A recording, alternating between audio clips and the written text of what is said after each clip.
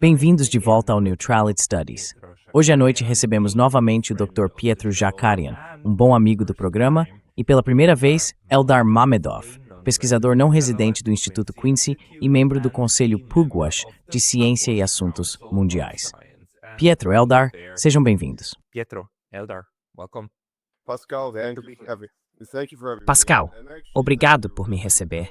E, na verdade, obrigado por ter recebido o Eldar também, porque ele é um dos maiores especialistas que podem falar sobre essa questão do Irã e do Azerbaijão e tudo mais.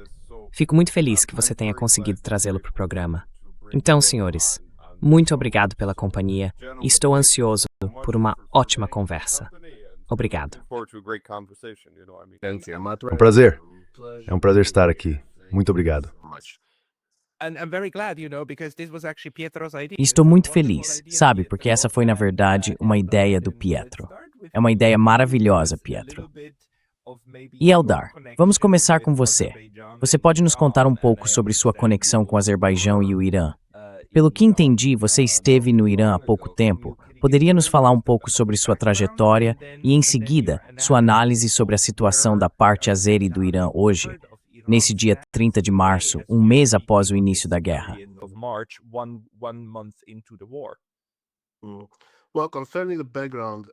Certo. Bem, quanto à minha experiência, tenho circulado aqui no Parlamento Europeu há mais de 15 anos, o que incluiu a organização de missões do Parlamento Europeu a Teherã, várias missões em tempos mais favoráveis, quando a UE e o Irã ainda mantinham um diálogo político e diplomático adequado. A diplomacia interparlamentar era um dos ramos desse diálogo. Obviamente isso não está acontecendo agora, mas podemos voltar a esse ponto depois. Também participei da interação de resoluções do Parlamento Europeu sobre o Irã.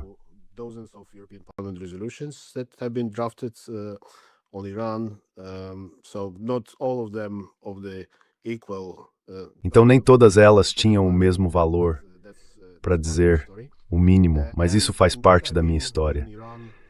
E de fato estive no Irã em quase 2 dezenas de ocasiões. Acho que ao todo foram 17 vezes, incluindo 2 no ano passado. A primeira foi no final de maio, na verdade, o que me tornou um dos poucos analistas ocidentais que visitaram a República Islâmica antes de Israel lançar sua guerra contra o Irã, conhecida como a Guerra dos 12 Dias em 2025. E nessa Masrays participardes.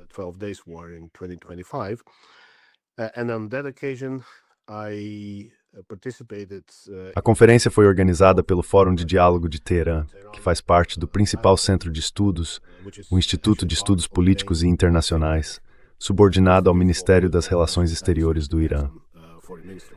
Depois estive novamente no Irã no ano passado, em novembro, o que mais uma vez me tornou um dos poucos pesquisadores ocidentais a visitar o país após a guerra.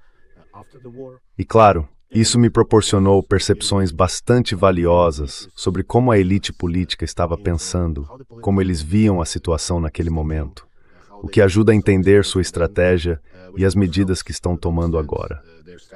Mas acredito que igualmente, ou até mais valiosa, foi a oportunidade de viajar além de Teherã, especificamente para as regiões do norte, que pouquíssimos visitantes do Irã realmente têm a chance de conhecer.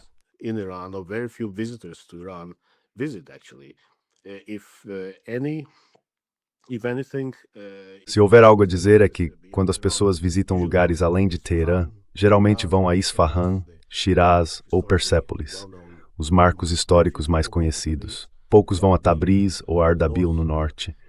Mas essas são áreas muito ricas em termos do mosaico étnico e religioso presente ali. Então foi uma visita bastante esclarecedora. Não foi minha primeira vez na região do Azerbaijão iraniano, mas a primeira foi há mais de 10 anos. Então foi muito útil obter impressões atualizadas.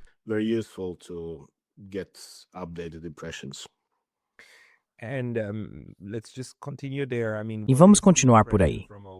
Quero dizer, qual é a impressão daí? Porque temos ouvido todas essas conversas sobre o Azerbaijão mobilizando ou preparando suas tropas do lado dele da fronteira. Mas pelo que entendo, há, na verdade, mais azerbaijanos étnicos vivendo no Irã do que no próprio Azerbaijão. Então, qual é a situação em torno de Tabriz e dessas regiões? Existe algum tipo de movimento separatista acontecendo?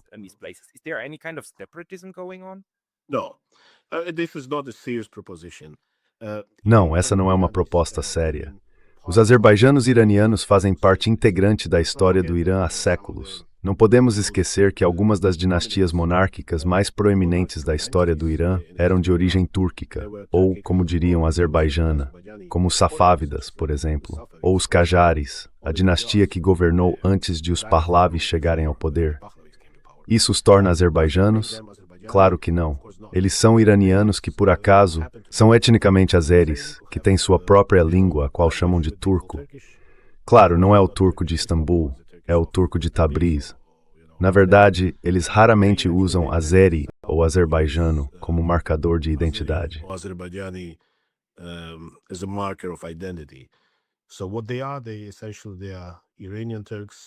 Então, o que eles são, essencialmente, são turcos iranianos, com ênfase em iranianos. A imensa maioria se sente fortemente identificada com o Estado iraniano. Não podemos esquecer que o atual líder supremo, Ayatollah Ali Khamenei, é de origem azeri. O presidente Masoud Pezeshkian é de origem azeri. O chefe do Estado-Maior das Forças Armadas, que também foi morto pelos israelenses durante a guerra de 2024, Mohammad Ali Bagheri, também era de origem azeri. Ele nasceu em Tabriz. E, curiosamente, no caso de Bagheri, ele também era alguém que visitou Persépolis e fez bastante questão de demonstrar isso, para expressar um sentimento nacionalista como um turco iraniano. E isso é muito típico.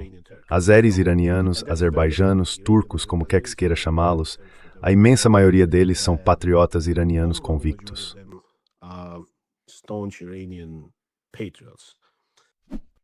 Isso não significa que o sentimento pan-turquista não exista de forma alguma. Ele existe.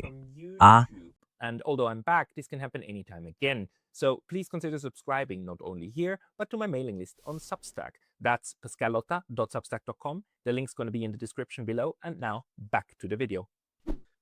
That doesn't mean that the pan-Turkist sentiment does not exist at all. It does exist. There are TV channels who beam canais de TV transmitidos de fora do Irã. Há um baseado nos Estados Unidos chamado Gunaz TV, que é a TV do Azerbaijão do Sul. Algumas pessoas assistem a esse canal por antenas parabólicas ou de outras formas. Mas não posso dizer que, estando em Tabriz ou em Ardabil, se sinta qualquer afinidade forte com a República do Azerbaijão, com seu presidente Aliyev, ou qualquer inclinação para se separar do Irã. Na verdade, muitos azerbaijanos iranianos brincam. Por que iríamos querer nos juntar a Baku se podemos governar Teherã? E isso, de muitas maneiras, é verdade. Porque muitos deles, bem, mencionei apenas 3 exemplos, mas poderia continuar. Por exemplo, em outro nível, o melhor jogador de futebol e maior artilheiro da história do Irã é Ali Daei, e ele é de Ardabil. Portanto, ele também é de origem azerbaijana.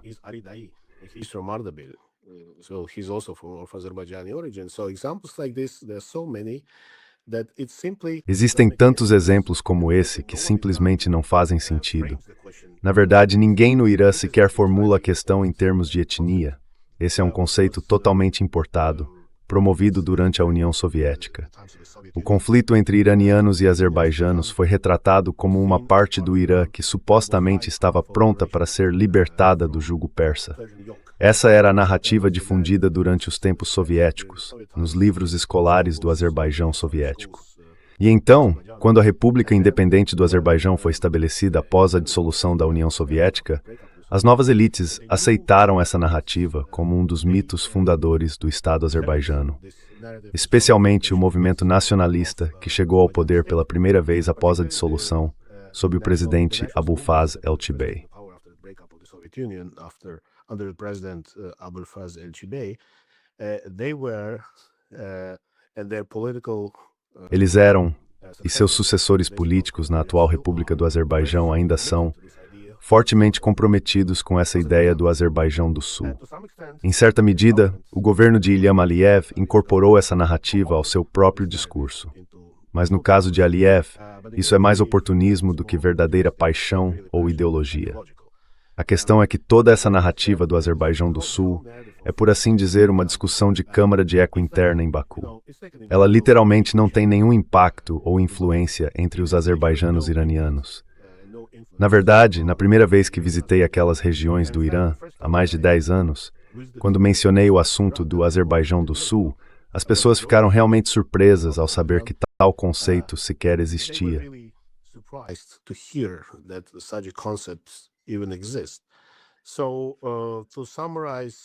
Então, para resumir, eu diria que essa não é uma proposta séria. E, aliás, a guerra recente mostrou mais uma vez, e espero que de forma conclusiva, que o chamado sul do Azerbaijão não passa de um sonho impossível. Porque se fôssemos acreditar na narrativa de que existem até 70 milhões, ou segundo alguns, 40 milhões de azerbaijanos iranianos. Aliás, se você ouvir alguns desses nacionalistas azerbaijanos, poderia facilmente acreditar que a maioria da população do Irã é de origem étnica azerbaijana ou turca. Pois é, mas essa é a natureza de todos os nacionalistas étnicos. Exagerar e inflar números para fortalecer seu argumento.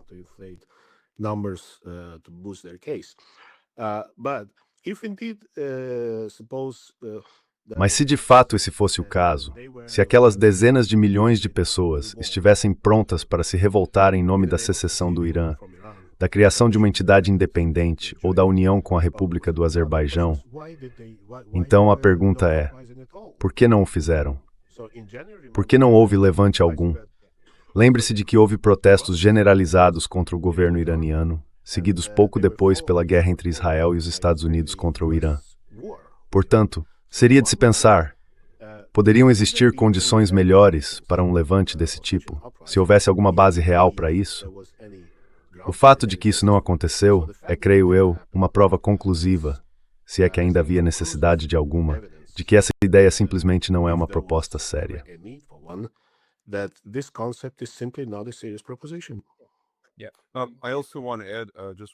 Sim, eu também quero acrescentar mais uma coisa a isso, porque como o Eldar mencionou, essa ideia do Azerbaijão do Sul foi promovida durante a era soviética.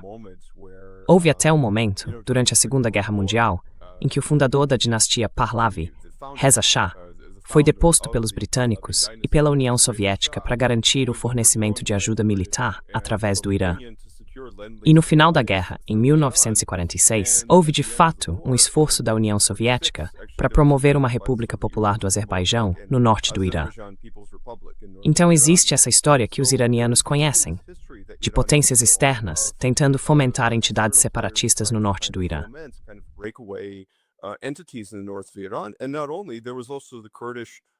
E não só isso, também havia a República Curda de Mahabad sendo incentivada ao mesmo tempo.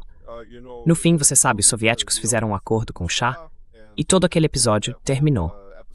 E foi o fim daquilo. Mas nunca houve um movimento sério, como o Eldar diz.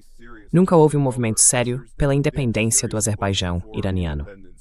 Para você ter uma ideia, Pascal, o nível de integração dos azerbaijanos com o Irã é quase como, historicamente falando, o modo como os ucranianos anexados aos russos, quando tivemos alguém como Mikhail Gorbachev, que era parte russo, parte ucraniano.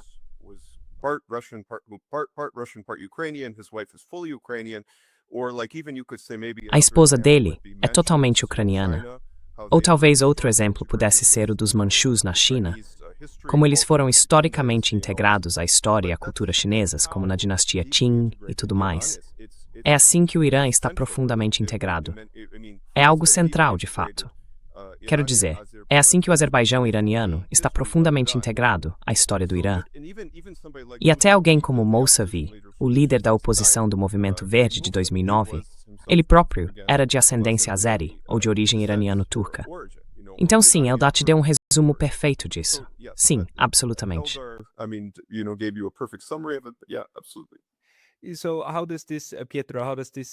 Então, como isso, Pietro, como isso, na sua visão, agora também impacta o desenvolvimento da guerra? Tipo, o simples fato de que o Irã é uma sociedade multiétnica, funcional, que funciona bem, em contraste com, digamos, a Síria, onde dava para ver como essas diferentes etnias foram colocadas umas contra as outras, especialmente os curdos, certo? E depois foram deixados de lado como uma batata quente quando não eram mais necessários pelos Estados Unidos. Pietro, como você vê isso se desenvolvendo? E talvez mais uma coisa, existe também uma minoria armênia vivendo no Irã, de fato. Is there also an Armenian minority living in Iran, actually? Absolutamente, sim, existe. E é algo muito integrado no Irã.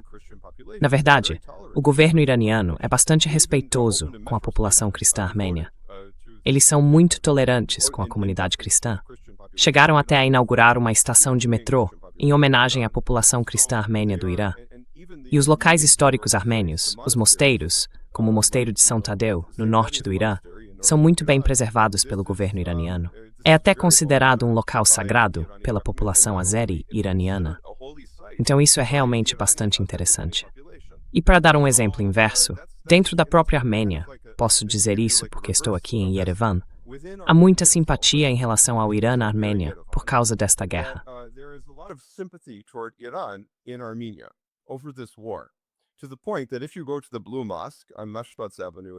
A tal ponto que se você for à Mesquita Azul, na Avenida Mashtots, em Yerevan, há uma espécie de memorial improvisado dedicado àqueles que morreram na guerra, basicamente demonstrando apoio ao Irã contra essa guerra de agressão.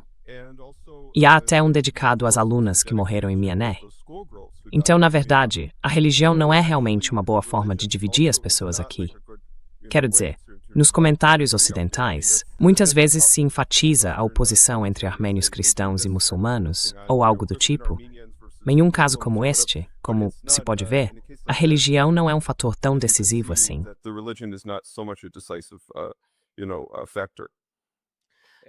Posso entrar nessa questão? Certo, pode falar, Aldo.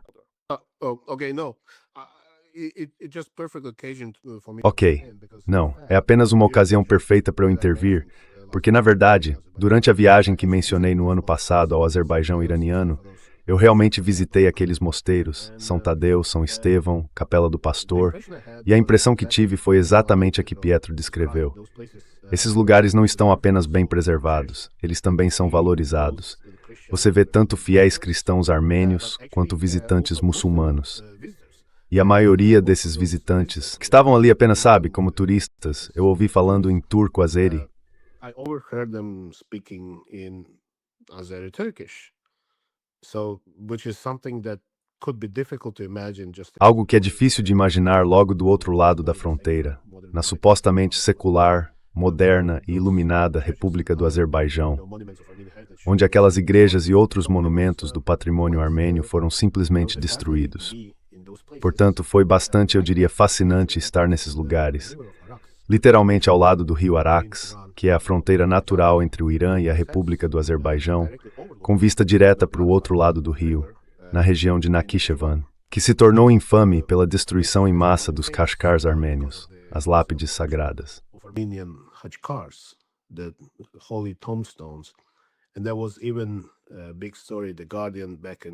E houve até uma grande reportagem no The Guardian, acho que em 2006. Então aqui está esse contraste, e acho muito importante enfatizá-lo, porque a narrativa que recebemos na mídia ocidental, especialmente no período que antecedeu a guerra, é de demonizar o Irã. Esse lugar horrível que odeia cristãos, odeia judeus, mata todo mundo que não é muçulmano e quer que você essencialmente seja um jihadista se quiser continuar vivo. Nisso, imperador está mais distante da verdade. E a situação, destino da Armênia pode colar me lucrar em um ano maior. Não quero exagerar a situação e me habituar a pen, nem thrilling. There's just perfect harmony and there are no problems. Of course there are problems, but the problems that the Christian É claro que existem problemas, mas os problemas que os iranianos cristãos enfrentam são, na verdade, os mesmos enfrentados por iranianos de outras denominações também. Há, é claro, algumas disposições discriminatórias. Por exemplo, um cristão não pode se tornar o líder supremo na República Islâmica, entre outras poucas. Mas acho que o importante é colocar as coisas em perspectiva, colocá-las em contexto. Se você comparar a situação da população cristã no Irã com a de outros países da região, especialmente os vizinhos, a diferença é bastante marcante. E eu diria que é favorável ao Irã.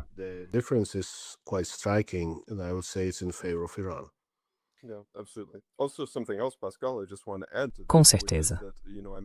Além disso, Pascal, quero apenas acrescentar o seguinte. Sabe, eu mencionei a Mesquita Azul em Yerevan. Ela é um legado da história do domínio iraniano sobre o leste da Armênia. Na verdade, foi restaurada como um esforço conjunto entre o governo armênio e o governo iraniano, e agora funciona como um centro cultural iraniano. Também atende aos trabalhadores iranianos que frequentam a mesquita aqui em Yerevan. Mas há mais uma coisa que quero mencionar. Você perguntou qual é a diferença entre o Irã e um país como a Síria, ou sei lá, o Iraque, ou a Jordânia, ou algo assim. Bem, a realidade é que o Irã, Pascal, e é por isso que Trump cometeu um grande erro de cálculo com essa guerra.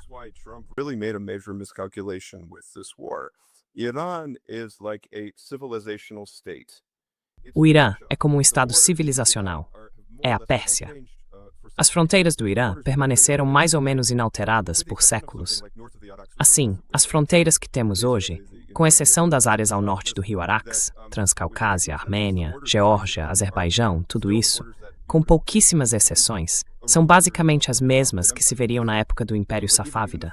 Até mesmo a famosa fronteira entre o Irã e o Iraque, ou entre o Irã e a Turquia, ainda é um legado da 1639 entre o Osmano e o Império Safávida.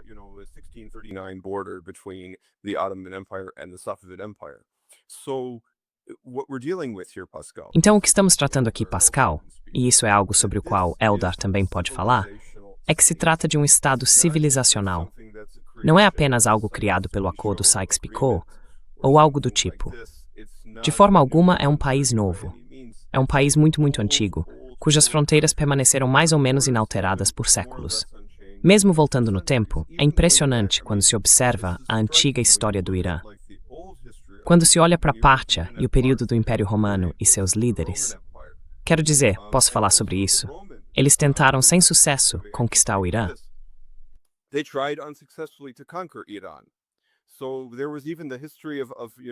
Então, mesmo na história, veja bem, Crasso tentou lançar uma campanha contra o Irã. Ele queria passar pela Armênia. O rei armênio, Artavazdes II, na verdade não, desculpe, deixe-me reformular. O rei Artavazdes II da Armênia convidou Crasso a passar pela Armênia. Ele achava que esse era o melhor caminho para ele, mas Crasso decidiu que não faria isso. Preferiu passar pela Mesopotâmia, certo? Porque ele não queria, sabe, se sobrecarregar com a tarefa de proteger a Armênia ou algo assim. Mas no fim, isso acabou sendo um erro fatal, e ele foi derrotado de forma decisiva. Calculation, and he was decisively defeated.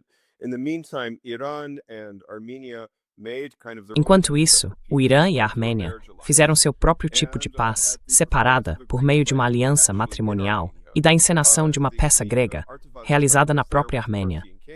Artavazdes II estava lá com o rei Parto, e eles serviram a cabeça de Crasso em uma bandeja. Isso mostra a loucura de tentar conquistar o Irã ao longo da história. Além disso, Marco Antônio estava sendo incentivado por Cleópatra a se voltar contra o Irã. Júlio César, antes de ser assassinado nos idos de março, estava pensando em enfrentar o Irã. Portanto, este é um país muito antigo. E pensar que Trump, de todas as pessoas, poderia ter sucesso onde Marco Antônio não teve, acho isso incrivelmente insano, para dizer o mínimo. Insane. I mean, just to put it lightly. Eldar, can you speak to this? I mean, Eldar, você pode comentar sobre isso. Quero dizer, a idade do Irã, o que isso também faz com o povo. Veja, eu venho de um lugar, os suíços, que traçam suas origens há cerca de 800 anos. Mas agora sabemos mais ou menos que 600 desses 800 são em grande parte mitologia inventada. Não que eles não estivessem lá, mas a narrativa nacional, a Suíça moderna, é basicamente um país de 200 anos. Funciona, mas é relativamente jovem na forma como o conhecemos hoje. Mas o Irã, o que isso faz com a maneira como as pessoas lá pensam sobre a terra em que vivem e a responsabilidade que têm. E quero apenas destacar, como Marandi continua dizendo, que o Irã é o único estado que realmente apoia Gaza e os palestinos, mesmo que a maioria deles seja sunita e o Irã seja xiita. Mas ele diz que isso não importa, porque o que conta são as pessoas, não o tipo de oração que fazem. Você pode comentar sobre isso?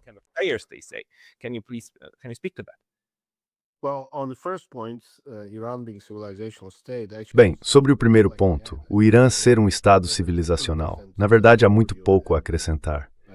Acho que Pietro fez uma excelente exposição e concordo plenamente com ela. Não há muito o que adicionar. Quanto ao ponto levantado pelo professor Marandi, Eu diria que afirmar que há unanimidade no Irã em relação a Gaza e a questão palestina de modo geral seria um exagero. A base é que, de fato, a imensa maioria dos iranianos, assim como pessoas em outras partes do mundo, é muito crítica em relação ao genocídio perpetrado por Israel em Gaza. Portanto, em grande parte, não há divergência quanto a isso.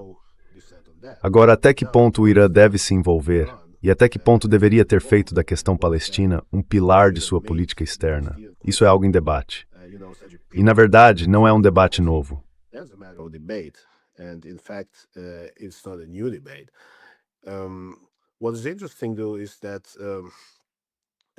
O que é interessante, porém, é que as narrativas promovidas para justificar uma guerra contra o Irã baseiam-se fortemente nas visões israelenses, na forma como os israelenses enxergam a situação. Eles veem um regime que há 47 anos exige a destruição do Estado judeu e usam isso para reforçar seu argumento de que o regime deve ser removido. Mas essa narrativa tem muitas falhas. É incompleta, para dizer o mínimo, porque houve períodos na história iraniana, especificamente na história da República Islâmica, em que as autoridades demonstraram mais flexibilidade nessa questão. Por exemplo, durante a presidência de Mohammad Khatami, o Irã adotou uma posição dizendo que aceitaria qualquer acordo entre Israel e os palestinos que os próprios palestinos aceitassem.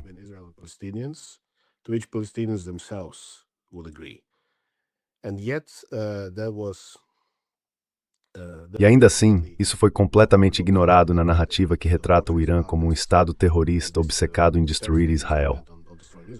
Agora, sem dúvida, a inimizade em relação a Israel é um dos pilares da identidade da República Islâmica, não apenas de sua política externa. E pode haver, sabe, múltiplas razões para isso, não apenas relacionadas a Gaza, mas também históricas. O Mossad, por exemplo, foi fundamental na criação da polícia secreta do Shah, a Savak, conhecida por sua brutalidade e por torturar dissidentes. Muitas das pessoas que mais tarde se tornaram parte da elite da República Islâmica, clérigos e outros, haviam passado pelas prisões do Shah e sido torturadas pela Savak, que por sua vez havia sido treinada pelo Mossad.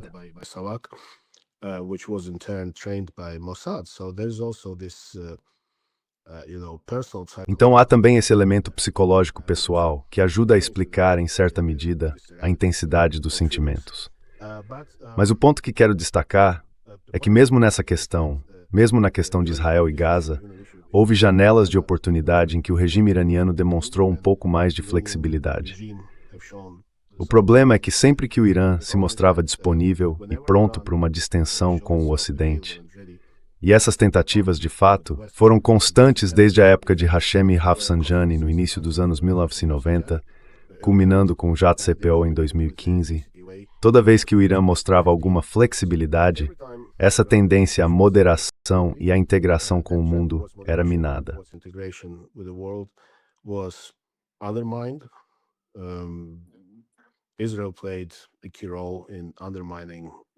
Israel desempenhou um papel fundamental em minar essas tendências porque, essencialmente, Israel não está realmente preocupado que o Irã possa destruí-lo em um sentido físico ou literal. Claro, isso é um absurdo.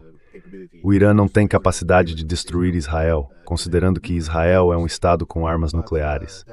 Mas esse espantalho da ameaça iraniana é usado para garantir o apoio incondicional dos Estados Unidos. E o objetivo estratégico é assegurar a hegemonia israelense no Oriente Médio. Não é porque os israelenses realmente sintam ou temam o Irã como uma ameaça existencial. É simplesmente para afirmar sua própria hegemonia e garantir que nenhum Estado na região tenha qualquer dissuasão viável contra Israel. Israel pode basicamente agir como quiser, bombardear qualquer país à vontade, como faz com a Síria ou o Líbano, e quer manter esse mesmo status em relação ao Irã.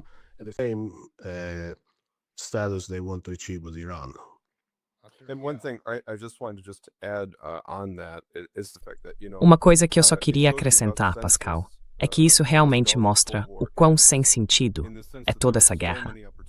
Houve tantas oportunidades para evitá-la.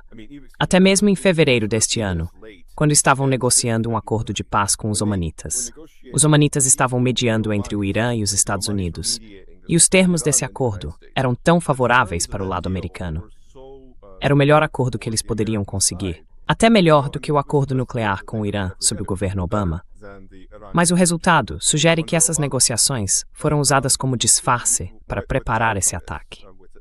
E o que também é bastante doloroso nisso é que isso mina a credibilidade diplomática dos Estados Unidos. Is it undermines America's diplomatic credibility.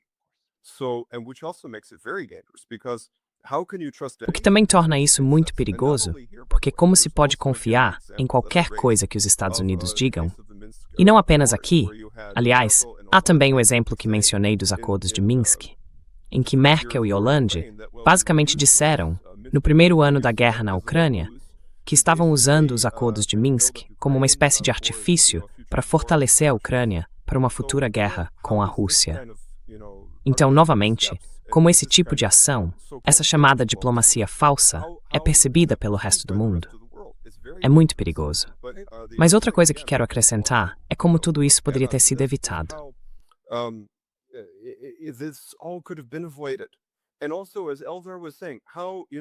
E também, como Eldar estava dizendo, de que forma a diplomacia, o diálogo e a distensão podem realmente incentivar reformas internas. Se os Estados Unidos realmente querem ver um Irã mais democrático e mais aberto, a melhor maneira de fazer isso é se engajar com a sociedade e com o Estado, porque não será possível simplesmente entrar, como Trump tentou fazer, e remover o governo ou algo do tipo. Quero dizer, mesmo a ideia, na verdade, não estamos falando tanto de mudança de regime, mas de remoção de regime, no fim das contas, ou dessa noção de simplesmente destruir o regime e deixar para trás, imagino, um Estado falido. Seria essa a ideia.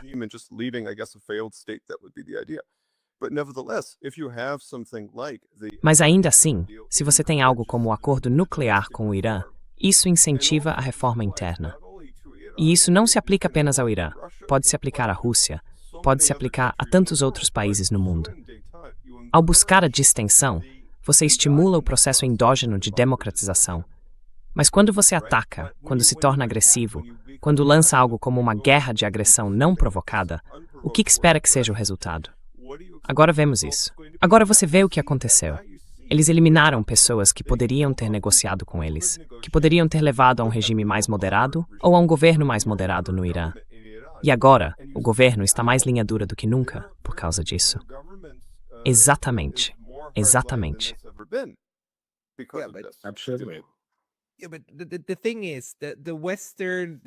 A questão é que essa narrativa ocidental, de que o Ocidente só quer democracias, é uma piada de mau gosto. É uma piada de mau gosto. Nunca foi algo sério. Eles nunca levaram isso a sério, e nós sabemos disso. Se levassem, não tratariam a Arábia Saudita da forma como tratam. Nunca foi essa a intenção. O que eles querem é controle, não cooperação. Eles querem subordinação. É o que Lasha Khazrad às vezes diz nesse programa. Sabe, os Estados Unidos simplesmente insistiam uma resposta. É preciso se cumprir por Petaplis Warrant. You need to completely submit. And that's the one thing that E essa é justamente a única coisa que o Irã disse que não faria. Agora, o que isso significa para a região, Eldar? O Azerbaijão desempenhou um papel muito interessante. Ele chegou a oferecer seu apoio e até bases para ataques vindos de Israel durante a Guerra de 12 Dias. Tenho quase certeza de que neste momento eles têm essa integração. Sabemos que a Turquia está lá, e a Turquia basicamente... Bem, se eu tivesse que definir oportunismo nas relações internacionais, provavelmente usaria a palavra Turquia. O que não é algo estúpido para um Estado, certo? Ele é muito inteligente. Realmente, incrivelmente inteligente. Erdogan é um político muito astuto. E ele joga bem com as cartas que tem, sabe? Político extremamente inteligente. Não é alguém de princípios ou moral, mas você não pode ser muito principista se quiser chegar ao dia seguinte. Então, Eldar, qual é a sua avaliação de toda a região? Turquia, Armênia, Azerbaijão e Irã.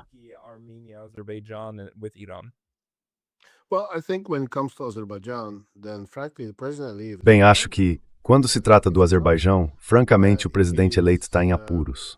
Acho que ele está em apuros. Seu apoio aberto e entusiástico a Israel, o acordo de caráter transacional a energia e a inteligência estratégica sobre a presença do Irã que o Azerbaijão forneceu em troca de tecnologia militar de ponta, a qual ajudou o Azerbaijão a vencer as guerras contra a Armênia em 2020 e depois em 2023, além do poder de lobby em favor do Azerbaijão em Washington. Essa foi a arquitetura do acordo entre o Azerbaijão e Israel e funcionou de forma notavelmente eficaz para ambos os lados. Azerbaijan and Israel, and it worked remarkably well for both sides. However, what happened when the current No entanto, o que aconteceu quando a guerra atual começou foi que no início de março, 2 drones vindos do território iraniano pousaram em Nakhchivan, a região autônoma dentro do Azerbaijão. Ninguém morreu, mas 4 pessoas ficaram feridas. Isso apenas mostrou o quão vulneráveis Aliyev e o Azerbaijão estão a qualquer transbordamento da guerra com o Irã. Então, o que Aliyev fez? Ele fez um discurso muito combativo. Chamou o ataque de drone de ato de terror e culpou diretamente o Irã, embora os iranianos tenham negado que os drones tenham sido lançados por eles e afirmado que se tratava de uma operação de bandeira falsa para arrastar o Azerbaijão para a guerra. Sinto muito. I'm so sorry. So, but what did he do after he delivered that?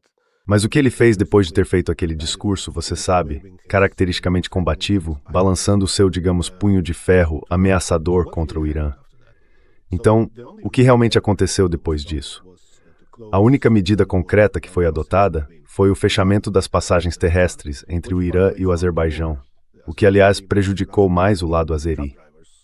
Mas também os caminhoneiros russos e georgianos que trabalhavam com logística e comércio transfronteiriço com o Irã. 4 dias depois, essa medida foi suspensa e a fronteira foi reaberta. Aliyev, enquanto isso, conversou com o presidente Pascal Lotaz, e o comunicado azeri sobre essa conversa soou muito cordial, muito positivo. Feels very warm, very positive. Later, just a few days ago, Mais recentemente, há apenas alguns dias, o ministro das Relações Exteriores do Irã, Abbas El-Arshi, agradeceu aos azerbaijanos em língua azeri por enviarem ajuda humanitária ao Irã. O ministro das Relações Exteriores do Azerbaijão, Ceyhun Bayramov, respondeu tanto em azeri quanto em persa.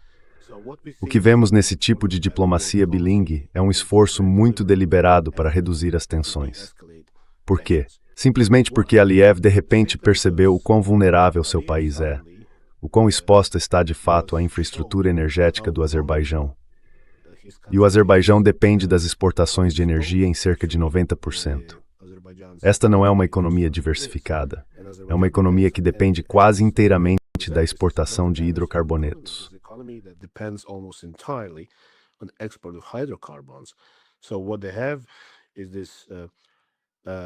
Então o que eles têm é o oleoduto Baku-Tbilisi-Ceyhan, por meio do qual Israel, por exemplo, recebe mais de 40% de suas necessidades de petróleo e depois há toda a infraestrutura de petróleo e gás no Cáspio. Toda essa infraestrutura é extremamente vulnerável a mísseis iranianos. E o que vemos no Golfo Pérsico é que o Irã, em retaliação ao ataque que sofreu, não hesita em atingir a infraestrutura energética de países vizinhos. Portanto, pode-se debater até que ponto essa é uma estratégia inteligente ou contraproducente. Mas é claro que existe uma estratégia, e essa estratégia é causar o máximo de dano possível à região mais ampla, como forma de vingança por um ataque ao Irã.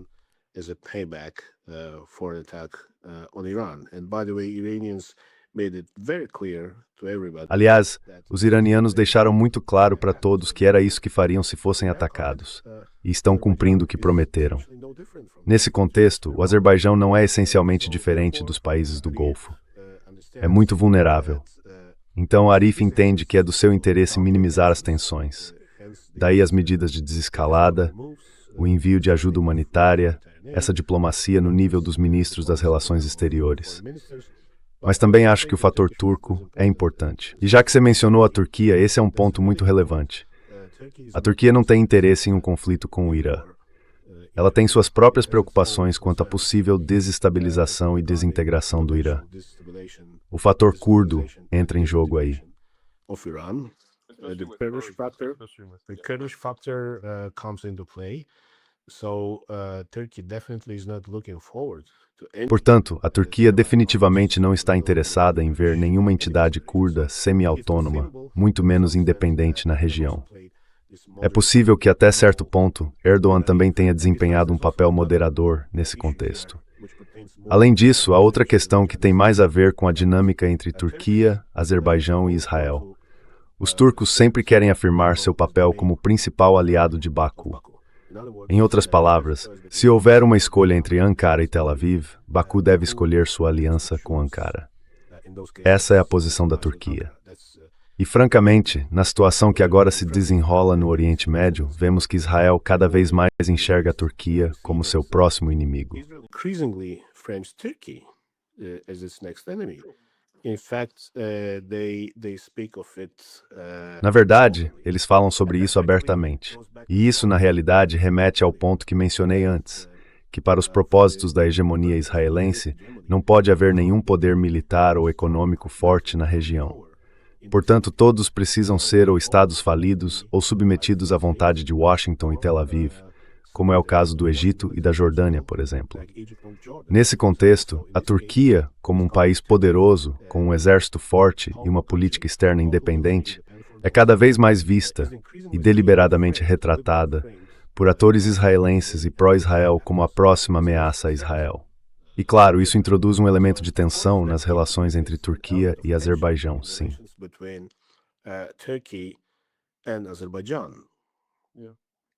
Pietro, do you want to speak to that? Because I mean, this is Pietro, você quer comentar sobre isso? Porque veja, isso é muito importante. Isso deveria realmente causar alguma preocupação a Erdogan. Sabe, houve um vídeo na semana passada que circulou, foi publicado por alguém em Israel, não pelo Estado, e acabou virando um meme. Mostrava todos os líderes políticos que Israel já havia eliminado esperando numa sala de espera. E então o último, quando a câmera se move, é Erdogan esperando com seu bilhete para entrar na sala de abate. Quero dizer, esse tipo de coisa está por aí. Pietro, o que você acha que isso vai causar na geopolítica regional?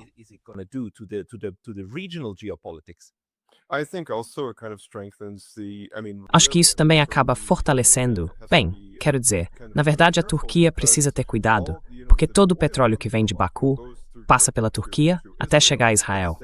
Ao mesmo tempo, a população turca é extremamente anti-Israel e muito simpática à Palestina. Então isso é um grande problema. Coloca a Turquia numa posição muito mais difícil, mas também aumenta a pressão sobre o país, já que eles se veem sendo isolados. Não apenas no caso desse vídeo, que é acompanhado por aquela música do The Doors, The End, em que Erdogan é o último na sala de espera a ser, pelo que parece, eliminado.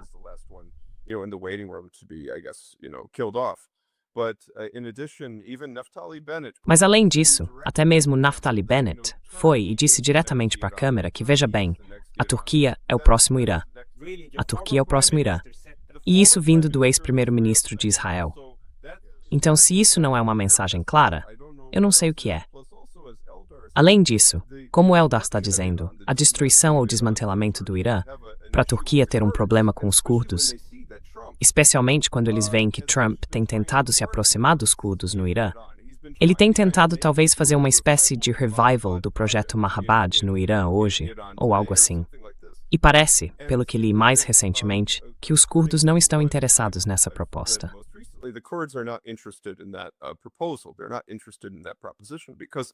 Eles não estão interessados nessa proposta, porque também já foram prejudicados pelos Estados Unidos no passado, em tempos recentes, quero dizer. Então eu acho que no fim das contas, e também, outra coisa, acho que a Turquia está muito ciente das intenções de Israel, mas está jogando suas cartas de forma muito habilidosa e inteligente. Além disso, acho que todo esse incidente do aeroporto de Nakhchivan, em particular, exatamente como Eldar estava dizendo, fez Aliyev perceber que ele não é invencível. Especialmente depois da conquista e da limpeza étnica de Nagorno-Karabakh, havia essa ideia de, sabe, agora sou uma grande potência, uma potência média, talvez até uma grande potência, algo assim. Mas então ele entendeu, não, na verdade, eu também sou um estado pequeno e tenho as preocupações de um estado pequeno.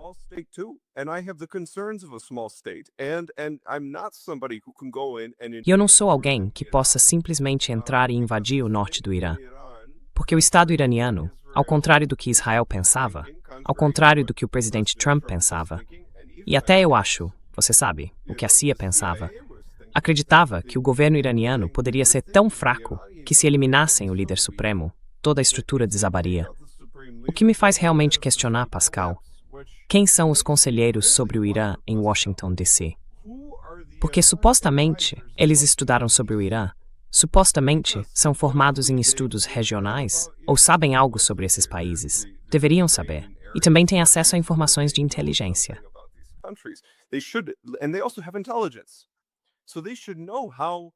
Certo. Então eles deveriam saber o quão sofisticado é o governo do Irã, quão estruturado e quão forte ele é, e que não é algo que se possa simplesmente eliminar removendo um único líder. Porque veja, eles têm conseguido substituir líderes e continuar. O fato de acharem o contrário. E também outra coisa que realmente me incomoda nessa guerra é essa espécie de dimensão religiosa, sabe? Você tem o Pete Hegseth basicamente rezando pela vitória e pedindo violência contra nossos inimigos. É quase como, se você já leu, aquele grande clássico antimilitarista do escritor americano Mark Twain, chamado A Oração da Guerra.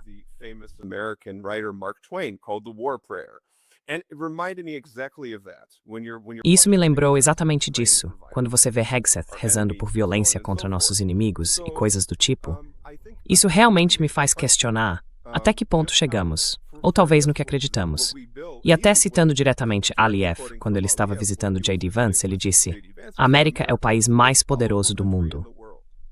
Sabe, é esse tipo de coisa, uma força militar, a mais poderosa.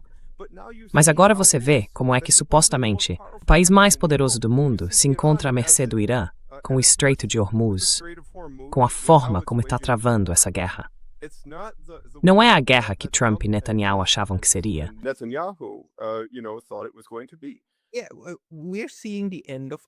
Sim, estamos vendo o fim do poder. Tipo, não existe algo como poder ilimitado. Nenhum estado tem isso, nem mesmo os Estados Unidos. É muito poderoso, mas até isso tem seus limites. Mas sabe, Eldar, o que você me disse sobre 40% do petróleo israelense vir, na verdade, do Azerbaijão? Isso é muito interessante, porque os iranianos, claro, sabem disso, certo? E como você disse, eles já demonstraram disposição para destruir infraestrutura, mesmo que esteja em terceiros países. Agora, o fato de eles não terem feito isso no Azerbaijão, de terem deixado esse petróleo fluir quando poderiam tê-lo interrompido, o que isso te diz sobre a estratégia iraniana em relação ao sul do Cáucaso e a toda a região? O fato de não terem atacado uma infraestrutura que poderiam ter atingido para prejudicar um de seus dois principais inimigos.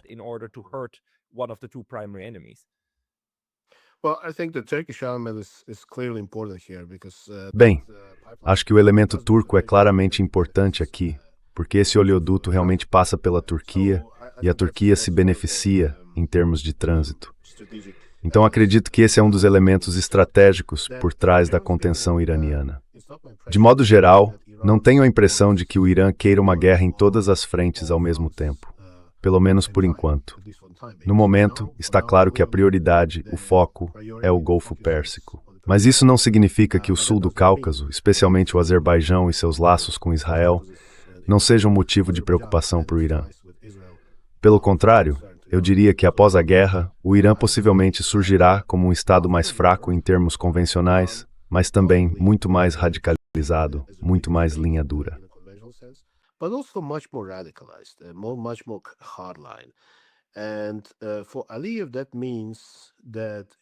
E para Aliyev, isso significa que ele terá de lidar não com o líder supremo Ali Khamenei, nem com o presidente Pascal Lotaz, mas com membros experientes da Guarda Revolucionária Iraniana, que encaram as relações com outros países estritamente sob uma ótica de segurança.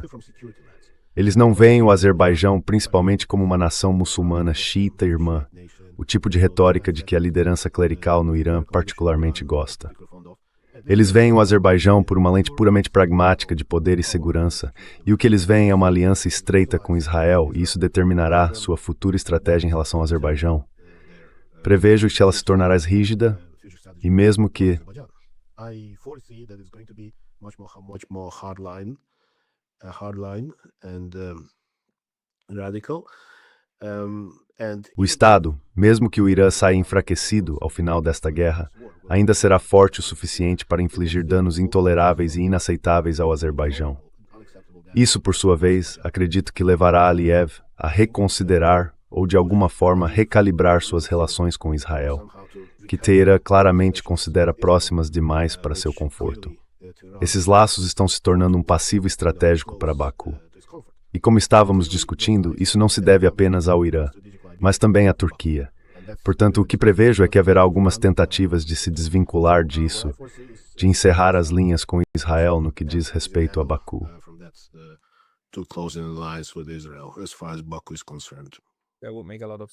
Isso faria muito sentido. Pietro, já estamos chegando à marca de 1 hora. Então, Pietro, talvez use seus últimos 2 minutos para fazer suas considerações finais. O que você gostaria de acrescentar a isso?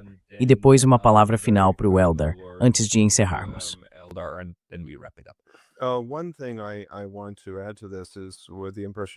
Uma coisa que quero acrescentar a isso é de onde vem a impressão aqui na Armênia. Porque as pessoas na Armênia estão acompanhando tudo isso com grande preocupação, como eu já havia enfatizado para você da última vez no podcast.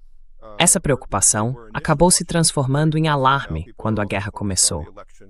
As pessoas estavam observando essa guerra muito de perto no início, embora agora também estejam concentradas na eleição que acontecerá aqui em junho. Também devo dizer que a situação com a guerra no Irã suspendeu, por tempo indeterminado, toda a ideia do chamado Corredor de Zangezur, o plano de uma rota através da província de Syunik, no sul da Armênia.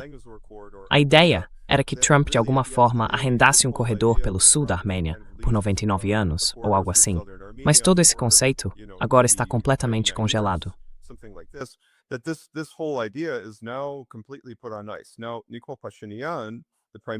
Agora, Nikol Pashinyan, o primeiro-ministro, continua agindo como se nada tivesse mudado, certo? Porque até mesmo a mídia aqui na Armênia, até a mídia de Pashinyan, não a de oposição, mas os veículos alinhados ao governo, acreditava e até previa que o Irã seria derrotado pelos Estados Unidos nesta guerra. Mas, na verdade, estamos vendo o oposto acontecer. As expectativas foram completamente viradas de cabeça para baixo pela forma como o Irã conduziu esta guerra. E o Irã percebe isso. O Irã vê como as ações de Pashinyan falam mais alto do que suas palavras quando se trata das relações com Teherã. Mas até internamente, na Armênia, Pashinyan enfrenta grandes problemas. In Armenia, Pashinyan has major problems. I mean, just yesterday, that was Palm Sunday here in Yerevan. Quer dizer, só ontem foi o Domingo de Ramos, aqui em Yerevan, e o Pashinyan foi lá e abriu caminho à força durante uma missa. Teve esse padaraque, sabe, em que basicamente a igreja inteira, a igreja de Santa Ana, na rua Bovian, estava completamente lotada de gente. E ele entrou empurrando com sua equipe de segurança. Houve alguns empurrões e confusão, mas foi uma completa vergonha. As pessoas lá ficaram muito irritadas com o que ele estava tentando fazer. Transformar algo tão sagrado quanto a missa da igreja armênia em uma declaração política ou um comício. E isso sem nem contar o que ele fez no fim de semana passado, quando saiu às ruas tentando conseguir apoio dos eleitores.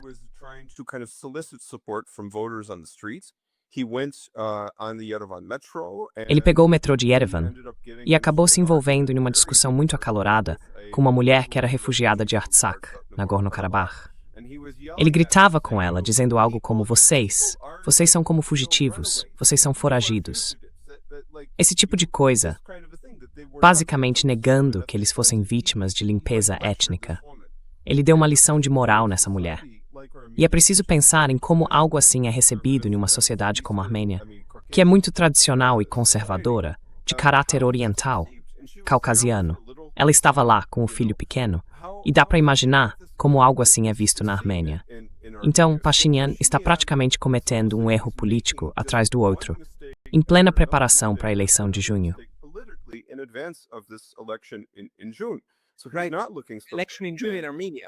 Então, ele não está indo bem. Eleição em junho na Armênia. Desculpe, eleição em junho na Armênia. É isso que estou dizendo. As coisas não estão muito boas para ele.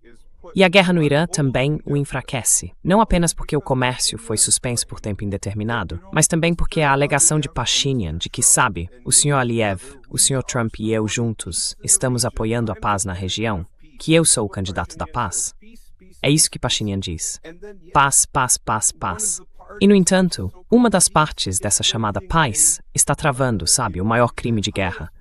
Uma guerra de agressão contra o Irã em conjunto com Netanyahu e Israel. in tandem with Netanyahu and Israel. And you see what people see this. I mean, E veja, as pessoas percebem isso. Quero dizer, até os aldeões armênios nas regiões veem que há uma desconexão entre a retórica de Pashinyan e a realidade. Que, na verdade, Trump não é um homem da paz. Pashinyan e Aliyev chegaram a indicar Trump para o Prêmio Nobel da Paz e tudo mais. Mas agora toda essa ideia de Trump ser um homem da paz está completamente desmoronando, porque ele começou essa guerra no Irã e você vê o que está acontecendo. E o Irã também está deixando claro que não há uma saída fácil para isso. Você quer oferecer algo a ele? Até Pashinyan estava tentando oferecer algo a ele. Even Pezeshkian was offering him an offer. Pezeshkian was saying, look, he even was apologizing. Porque Espion estava dizendo, olha, ele chegou a se desculpar com os estados vizinhos, dizendo algo como, talvez possamos acalmar as coisas por aqui.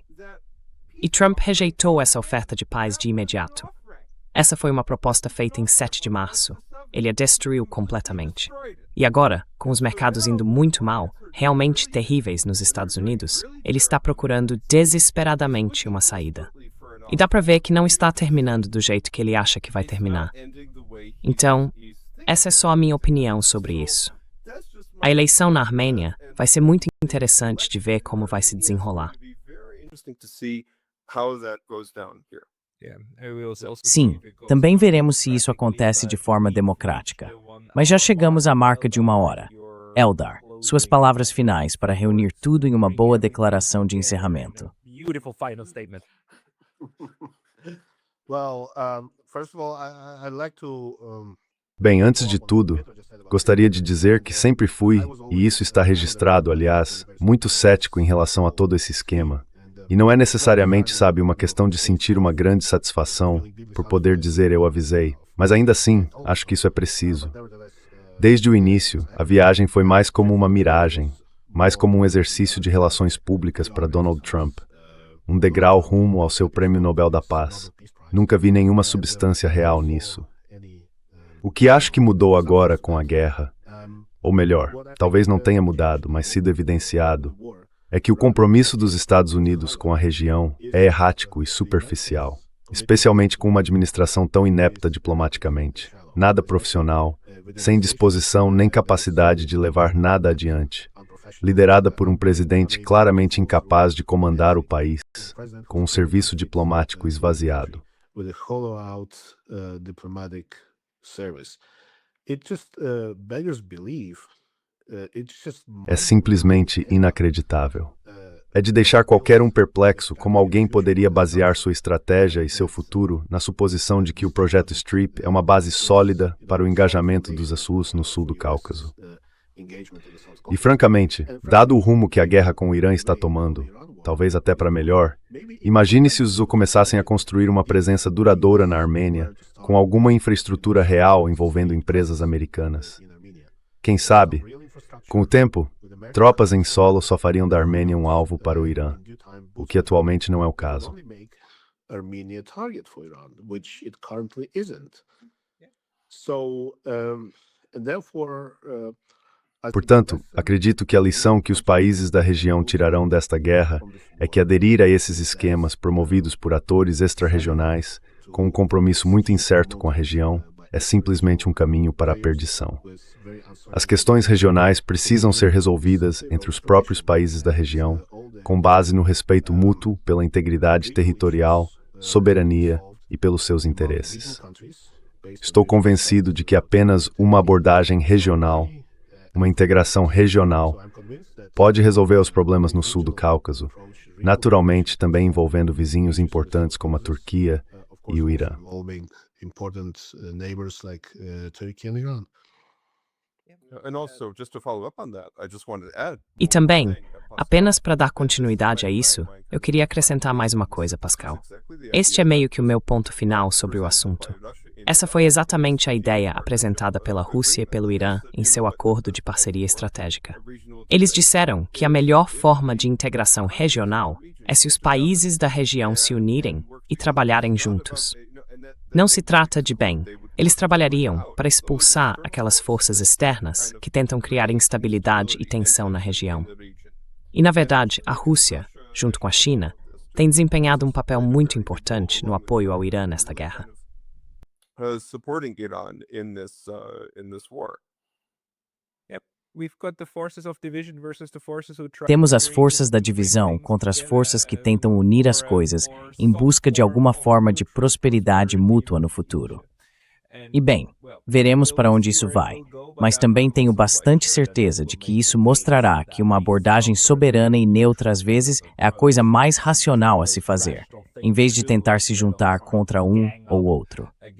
Formar alianças contra alguém geralmente não é a melhor ideia, especialmente em um mundo multipolar. Isso foi extremamente fascinante. Muito obrigado a vocês dois. Obrigado. Thank you very much, both of you. Obrigado por nos receber. Agradecemos muito. Muito obrigado.